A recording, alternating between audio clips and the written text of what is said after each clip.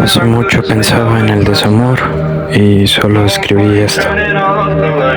Dicen que el ser humano puede desenamorarse de quien le rompió el corazón, que el tiempo acomoda los recuerdos, cura las heridas y convierte el amor en un simple capítulo del pasado. Yo no sé si eso sea cierto, lo único que sé es que mientras todos hablan de olvidar, yo sigo aquí, queriéndola con la misma terquedad con la que un corazón insiste en latir, incluso después de haber aprendido lo que duele. Quizá algún día deje de amarla, o quizá aprenda a vivir con este cariño que ya no espera nada. Pero hoy, si alguien me pregunta qué quedó de nosotros, solo puedo responder con la verdad.